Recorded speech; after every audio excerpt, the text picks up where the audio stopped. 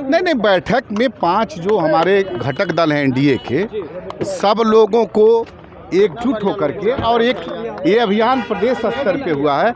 इसके बाद आदरणीय मुख्यमंत्री नीतीश कुमार का दिशा निर्देश में ये पंचायत स्तर तक, जिला में जा कर के और विधानसभा स्तर तक ये बैठक होगी, और सभी दल के कार्यकर्ताओं का जो नीचे स्तर के पंचायत स्तर, बूथ स्तर थे, उनका समन्वय अभी से स्थापित करना इसका प्रमुख लक्ष्य। एनडीए जी कहते हैं, पारस कहते हैं एनडीए का हिस्सा है, लेकिन पारस नहीं पहुंचे। अब देखिए, ये दूसरा विषय है, इस पे हम कोई कमेंट नहीं करना चाहते हैं। अभी जो हुआ है वो मैं आपके बीच बता रहा हूं कि सभी एनडीए के बड़े नेता ने ये निर्णय लिया मुख्यमंत्री नीतीश कुमार के दिशा निर्देश पर कि ये विधानसभा स्तर तक, बूथ स्तर तक 5 दल के कार्यकर्ता आपस में सामंजस्य, जैसे पहले ये होता था कि बूथ स्तर के कार्यकर्ता लोग कहते थे कि चुनाव में, तो ऐसा नहीं होगा। अब अभी से ये अभियान 2025 तक, जब तक विधानसभा, उसके पहले हर जगह कार्यकर्ताओं के साथ 5 दल के कार्यकर्ता एक साथ बैठक करेंगे और उसमें बड़े नेता उपस्थित हैं। नीतीश कुमार को लेकर के जो बातें हैं 25 में वही चेहरा है, एकदम वही चेहरा है, सर्वमान्य चेहरा है, और हमारे सबसे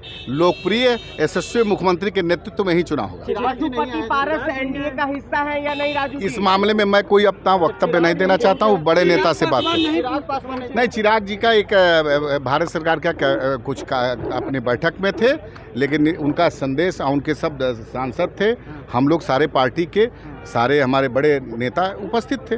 हम लोग 5 दलों का गठबंधन है, तो इंडिया गठबंधन का ये बैठक था, और बैठक में यही निर्णय लिया कि आने वाला 1 साल के बाद 2025 में विधानसभा का चुनाव होना है, तो विधानसभा का चुनाव में 220 सीट कैसे पार करेंगे, और सब मिल करके हम लोग जिला से लेके, प्रदेश से लेके बूथ तक, पंचायत तक, सभी कार्यकर्ता मिल करके बिहार में जो विकास हुआ है और इसके बारे में बताना है।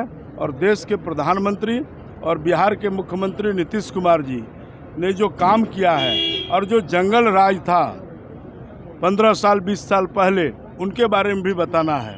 क्योंकि नए युवक जो हमारे आज 25 साल का, 20 साल का हो गया, वह जंगल राज को नहीं देखा है, इसीलिए उन बातों को भी बताना है और इंडिया गठबंधन को मजबूत करना है।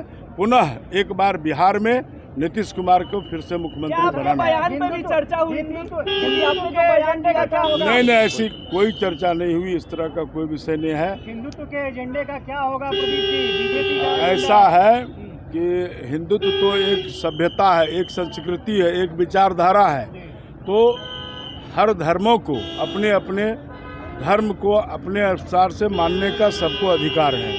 यह धर्मनिरपेक्ष राष्ट्र है, इसीलिए कोई दिक्कत नहीं है।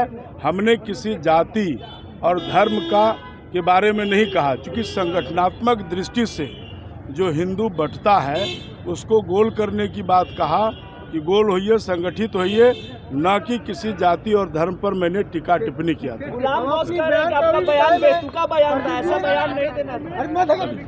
सत्ता के साथ एनडीए गठबंधन पूरा एकजुट है, और एकजुट रह करके हम 2025 में भी 220 सीट जीतेंगे, और इस बार भी जो 4 उपचुनाव हो रहा है, 4 के 4 सीट जीतेंगे। हम एकता से इस बिहार का विकास करेंगे, बिहार को विकसित राज्य बनाएंगे, और बिहार को देश के मुख्य धारा में ला करके और बिहार के जन जन के समस्याओं को दूर करेंगे।